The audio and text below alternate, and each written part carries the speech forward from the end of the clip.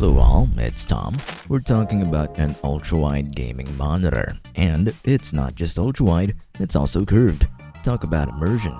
Now, you could be wondering, who needs an ultra-wide monitor? Who needs an ultra-wide curved monitor?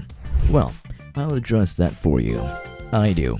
No, I'm kidding. I don't personally have any uses for a monitor like this, but other users do. Now, this monitor is great for cinematic games or story-driven games where you just want to feel as much immersion as possible, because, immersion.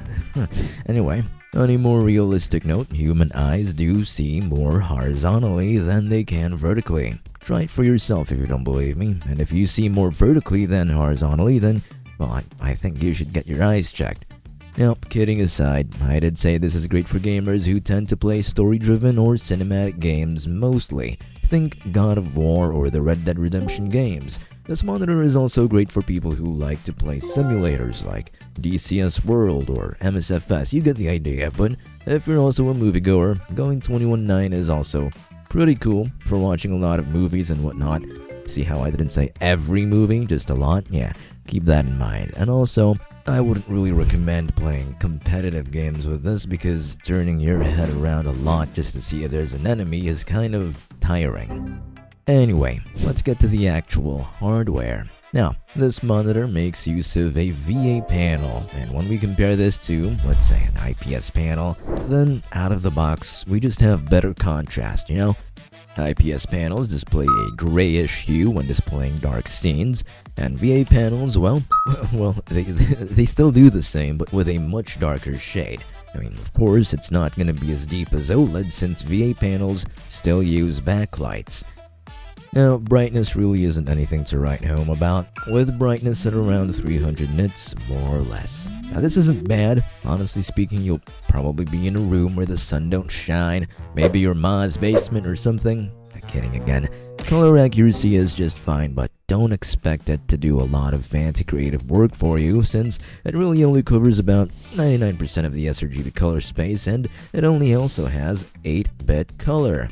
Again, it's pretty standard for a lot of other monitors, especially at this price point.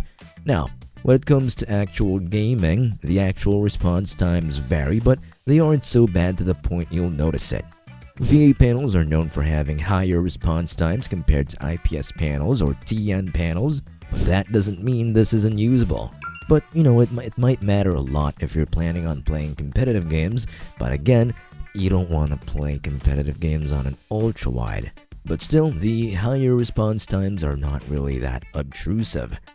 This UltraGear's refresh rate is great though. You get a refresh rate of 160Hz, which is ever so slightly higher than 144Hz. If you're worried about screen tearing, which can be quite noticeable at high refresh rates, this monitor has both adaptive sync and AMD FreeSync Premium, so you can say ta-ta and toodles to screen tearing. Now, let's talk about the design now, and boy, do I have something to say about it.